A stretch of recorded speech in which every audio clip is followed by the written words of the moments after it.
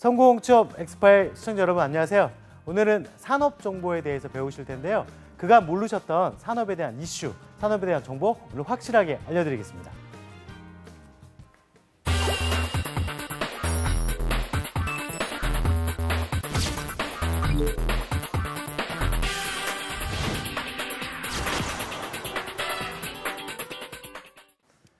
산업 정보와 이슈를 오늘 다룰 텐데요. 산업에 대해서 여지껏 어떻게 준비를 하셨습니까?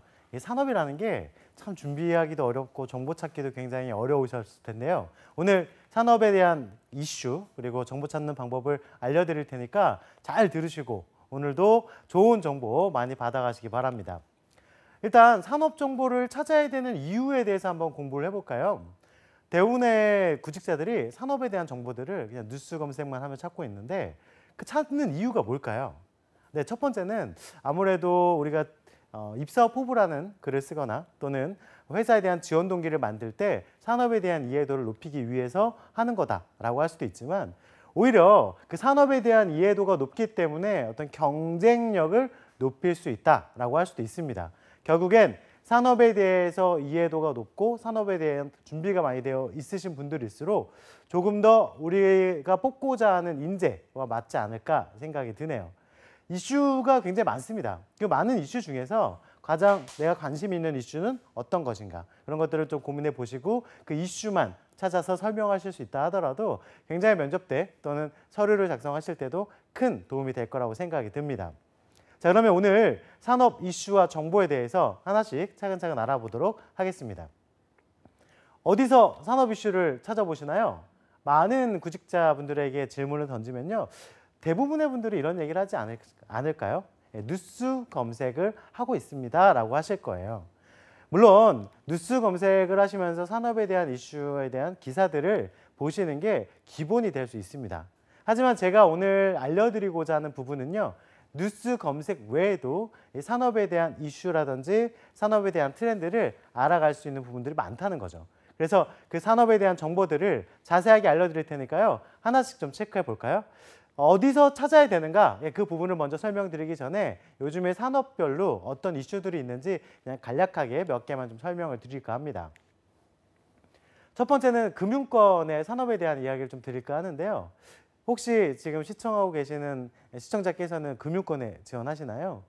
금융권 같은 경우에는 이제 점점 흐름도 많이 달라졌고 그리고 또 요즘에 들어서 금융권에 도입하는 방식도 많이 달라졌습니다.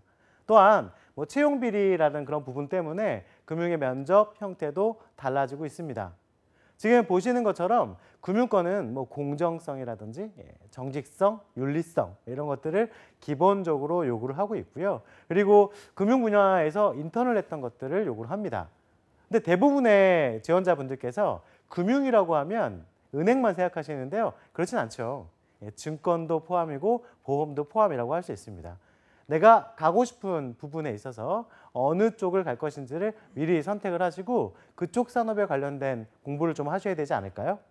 그 다음에 금융 쪽에 채용 비리 부분들이 발생을 하면서 이제는 면접도 외부 면접관을 영입해서 진행하는 상황들이 발생을 했습니다. 역시 외부 면접관을 활용하면 아무래도 좀 형평성이라든지 공평성이 좀 좋지 않을까 이런 생각 때문에 진행을 하게 됐는데요. 그 외에도 하나 더 발생한 게 있다면 이제 시험에 대한 부활이 될 수 있습니다. 즉 금융 관련된 시험을 없앴다가 다시 시험을 통해서 어떻게 보면 정량적인 측정을 하게 되면 결국엔 비리라든지 이런 부분들을 확실하게 막아낼 수 있지 않을까 이런 생각에 금융 쪽에서 지금 시험을 도입하고 있는 추세입니다. 제가 만약에 금융에 지원한다면 저는 먼저 권해드리고 싶은 게요. 첫 번째가 일단 상품에 대한 공부를 많이 하셨으면 좋겠어요. 어떤 은행에 가고 싶습니까? 이게 물어봤을 때 은행에 가고 싶은 얘기는 다 하시는데 그 은행의 대표 상품은 무엇인가요? 라고 물어보면 대답을 못 하시는 경우들이 굉장히 많았었거든요.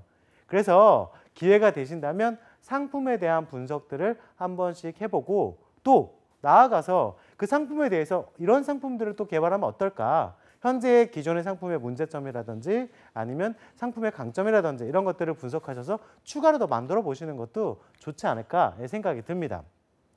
또한 금융권에 지금 큰 변화가 있다면요. 보시는 화면처럼 비대면 채널을 강화하고 있습니다. 어느 순간 AI라는 인공지능이 많은 일 속에 이렇게 들어와 있는데 그 중에 하나가 또 금융권이라고 할 수 있겠네요. 금융권에서 지금 여러 은행들 중에서 뭐 앞에 보시는 사진 같은 경우에는 우리은행의 페퍼라는 금융 상담사입니다. 저런 그 AI 인공지능을 통해서 이 비대면 채널에 대한 부분들을 좀 더 강화한다.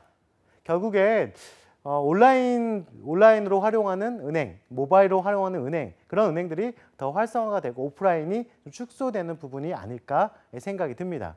그래서 은행에 계신 분들이라면 또는 은행에 지원하는 분들이라면 한 번쯤은 AI, 이 IT 관련된 부분에 대해서 이해도를 좀 갖추시는 것도 중요하지 않을까 이런 생각이 듭니다. 그리고 인터넷상으로 너무 쉽게 요즘에는 뭐 인터넷 뱅킹이라든지 이런 게 있다 보니까 너무 쉽게 은행을 접할 수 있기 때문에 아무래도 오프라인으로 가서 제가 뭐 상담을 받는다든지 이런 것들이 좀 줄어들고 있지 않나 생각이 들고, 대출 같은 경우에는 뭐 정부의 규제라든지 그때 상황에 따라서 조금씩 차이가 있긴 하겠지만 그래도 오프라인 채널에서 보다 온라인상으로도 그 내용들을 다 확인할 수 있다 보니까 좀 오프라인으로 직접적으로 만나는 것들은 줄어가고 있는 추세이다라고 생각을 하셔야 될 것 같아요. 뭐 그렇다고 지원하지 말라는 건 절대 아닙니다. 뭐 관심이 있으시고 그리고 가고 싶은 은행이 정해지셨거나 증권 또는 보험사가 있으시다면 당연히 도전을 해보시라고 권해드립니다. 다만 아무래도 시장 자체가 좀 축소되고 있는 부분이 있다 보니까 조금 더 지원자들보다 경쟁력을 갖추셔야 되는 게 필요하고요. 그런 경쟁력은 뭐 금융 관련된 동아리 활동을 하시는 것도 굉장히 도움이 되고, 그다음에 상품에 대해서 분석하는 것, 그다음에 상품과 관련된 공모전에 도전하시는 것도 굉장히 좋은 방법이라고 생각이 드네요. 두 번째로 전기전자 분야, IT 반도체 분야인데요. 아시겠지만 이쪽 분야 같은 경우에는 계속적으로 발전이 되고 있습니다. 그리고 이 분야 같은 경우에는요, 아무래도 전공에 대한 지식을 깊이 있게 생각하다 보니까 전공에 대한 부분들을 일치하느냐 일치하지 않느냐를 많이 묻고 있습니다. 그러다 보니까요, 성적 같은 경우에도 성적을 평가할 때 과거에 전체 다 모아서 평균 평점을 얘기했다면 어느 순간 전공의 평균 평점, 또 어떤 기업들은요, 전공 필수 과목의 평균 평점을 묻기도 합니다. 그러다 보니까 전공에 대한 공부가 굉장히 중요하실 거고요. 그 전공에 대한 깊이가 있어야 되고 그 깊이를 또 PT 면접이라든지 이런 직무 면접으로 판단하기도 합니다. 그래서 전공에 대한 이해도가 높아야 되고요. 또 하나, 항상 얘기 나오는, 요 근래 많이 나온 얘기죠. 4차 산업혁명에 대한 이야기입니다. 4차 산업혁명으로 인해서 뭐 생산이 됐던 제조가 됐던 많은 변화들을 가져오고 있습니다. 물론 뭐 IT 분야도 그렇고요. 그러다 보니까 아무래도 변화가 빨리 이루어지는 상황에서 그런 변화들을 내가 빠르게 대처할 수 있는 사람인가, 이런 것들을 보여주실 것도 굉장히 중요할 수 있습니다. 지금 어떤 변화가 있을까요?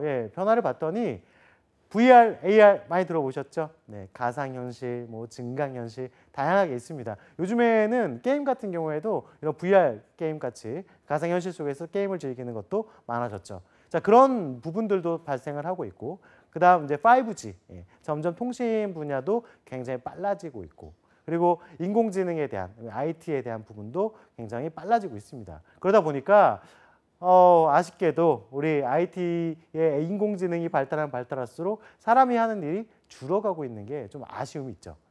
그렇다 하더라도요, 그런 인공지능이라든지 어떤 기계라든지 이런 것들을 개발해내는 능력들이 굉장히 필요하니까 그런 점에 대해서는 이해도가 필요하지 않을까 생각입니다.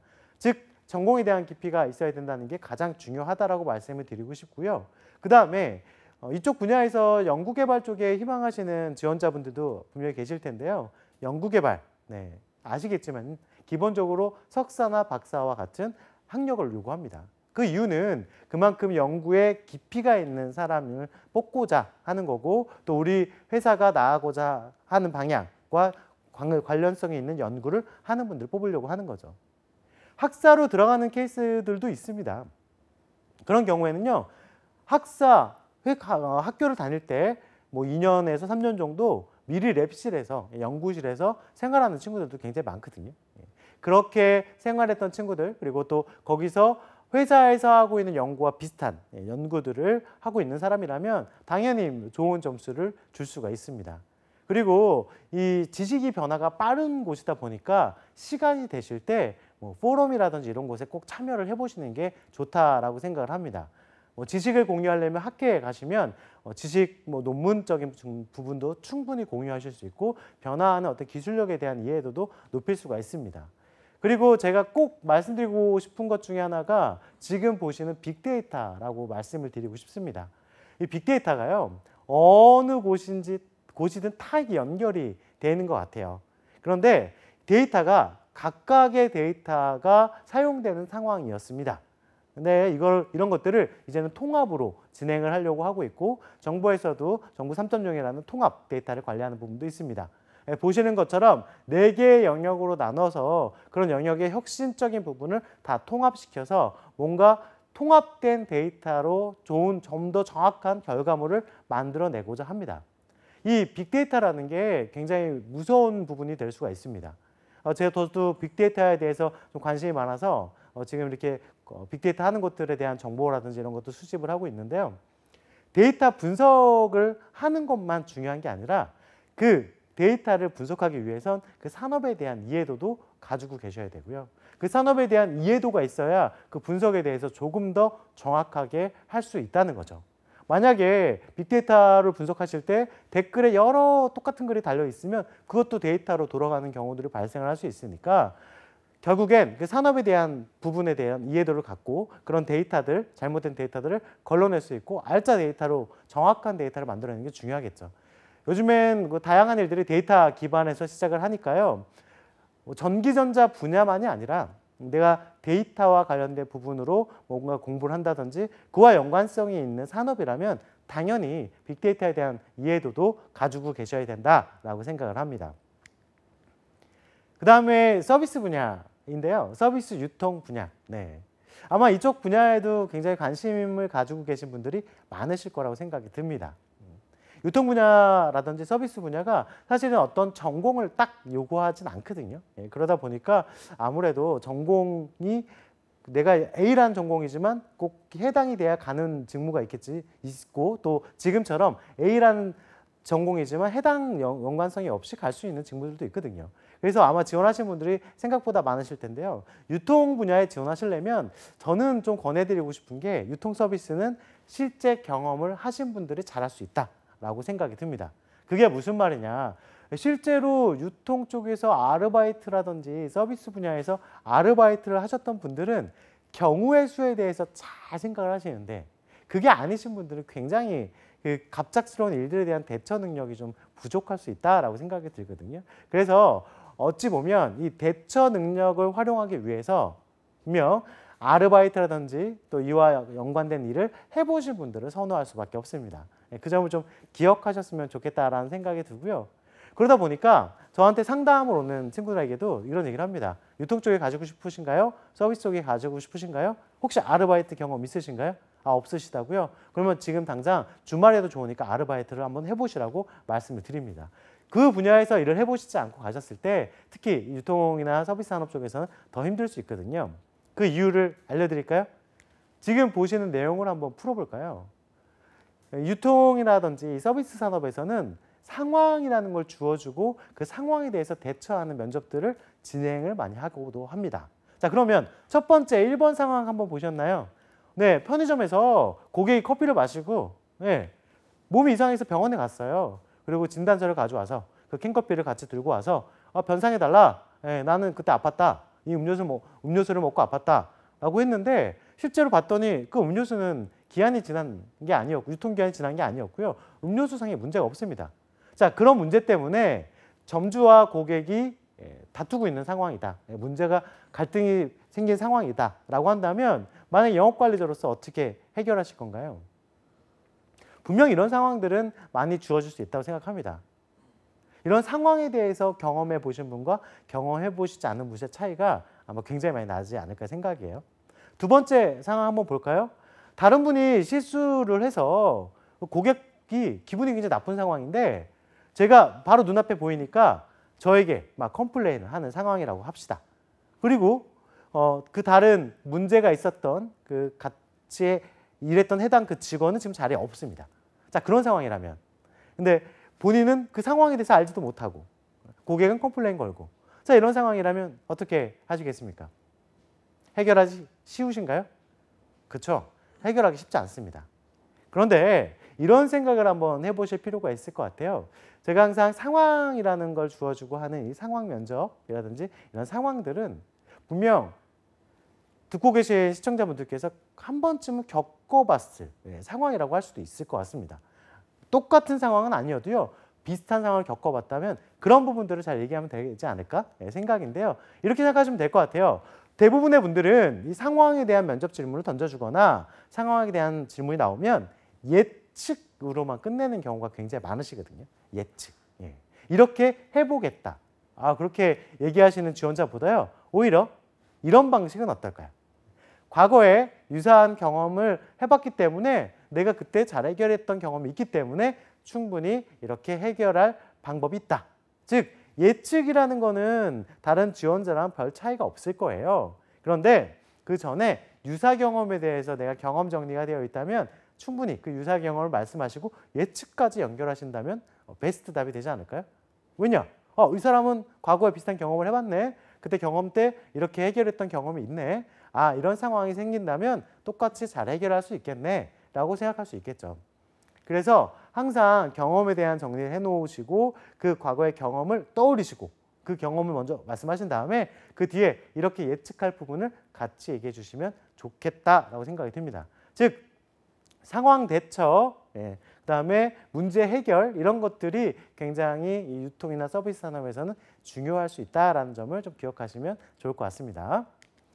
그다음 혹시 이 유통산업의 변화 중에 지금 보시는 화면에 회사를 아시나요? 네, 우리나라에도요 지금 무인으로 진행되는 곳이 있는데 세븐일레븐 시그니처라고 있습니다.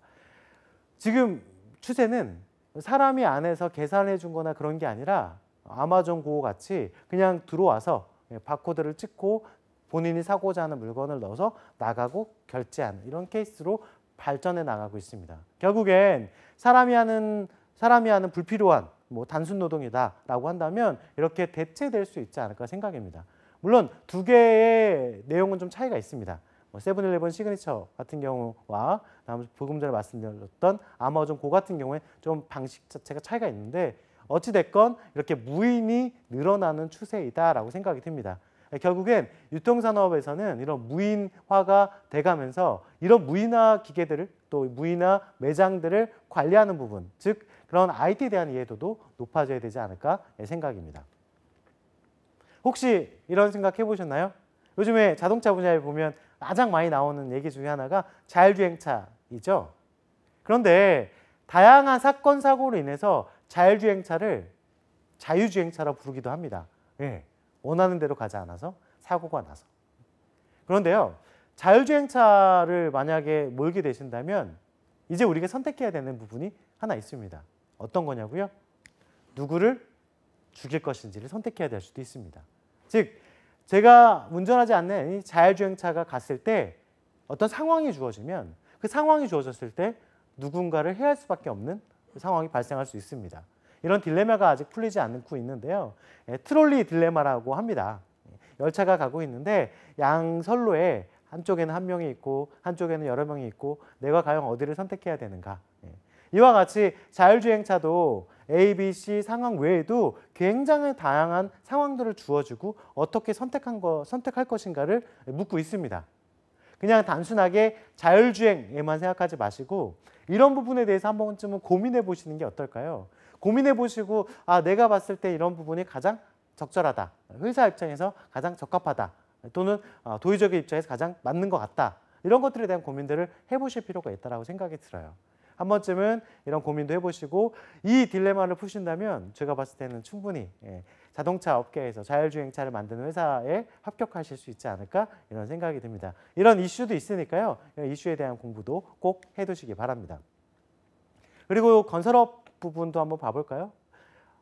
팔지 못하고 사지도 못하고 왜 이런 상황들이 계속 반복되고 있고 미분양 사태도 많이 있고요.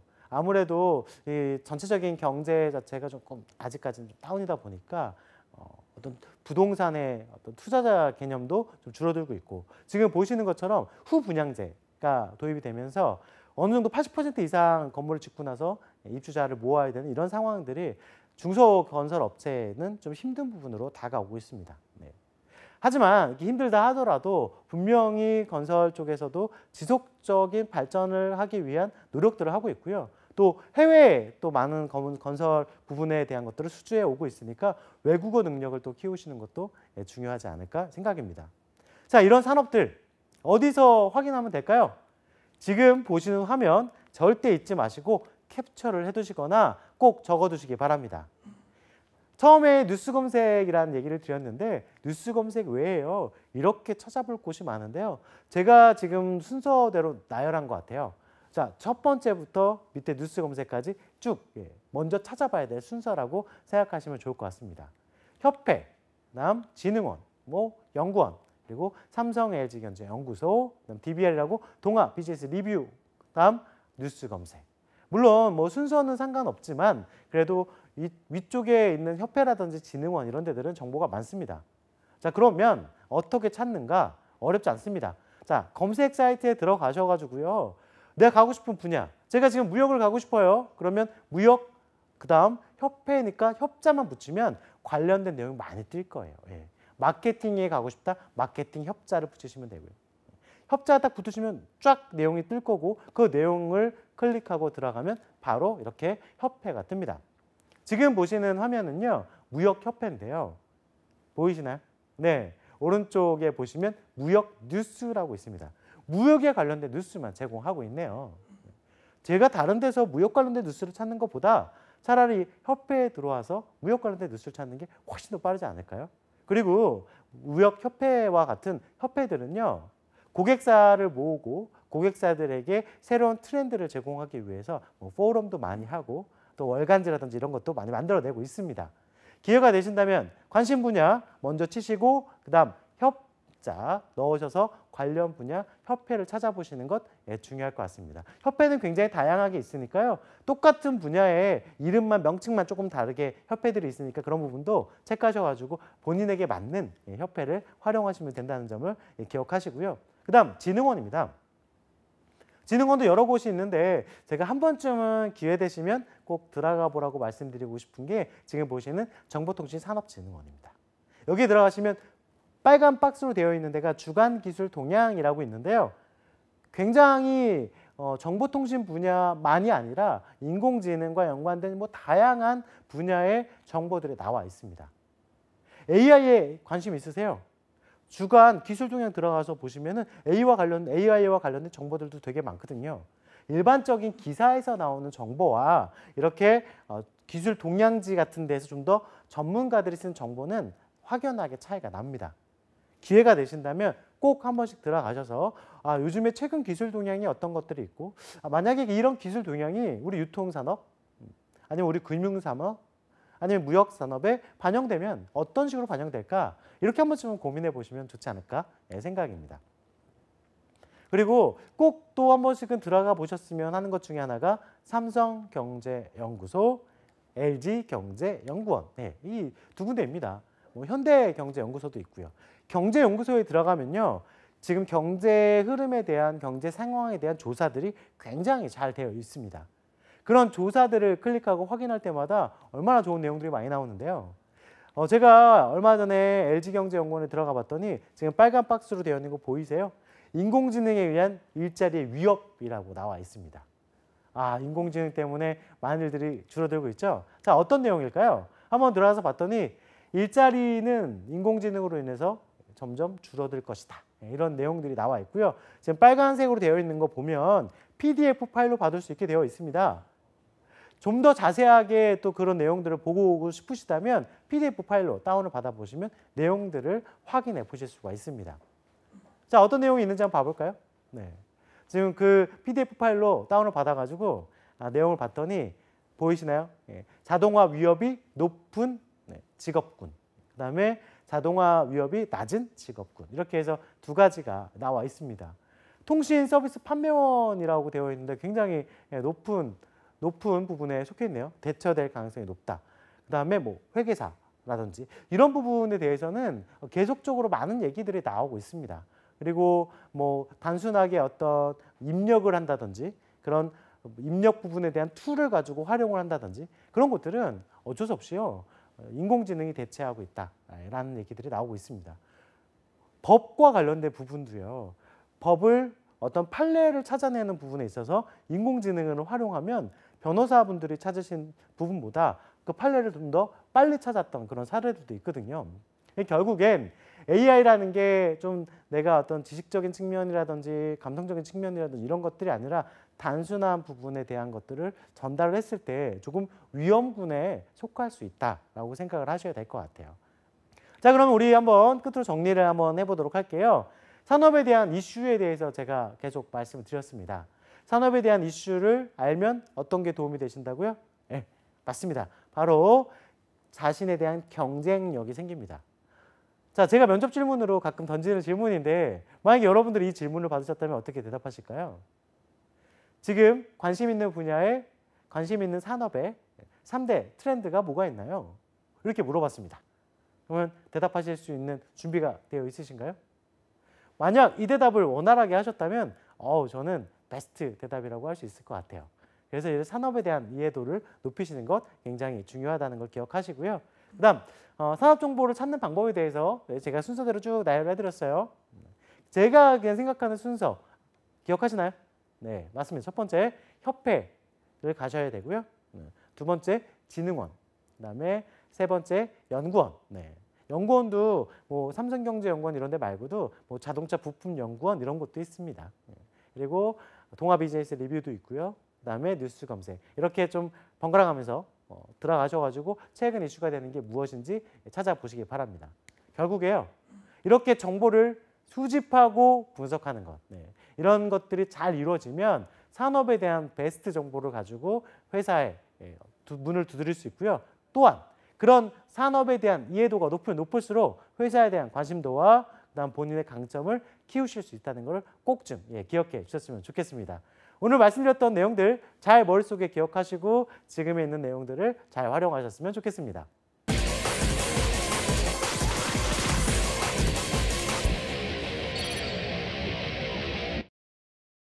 오늘 이야기 잘 들으셨죠? 네, 이 산업 정보만 잘 활용하셔도 취업의 한 단계 올라가실 수 있으니까 꼭 기억하시고요. 지금의 산업 정보 당장 오늘 사이트 들어가셔서 활용해 보시기 바랍니다. 꼭 성공 취업하시길 기원하겠습니다.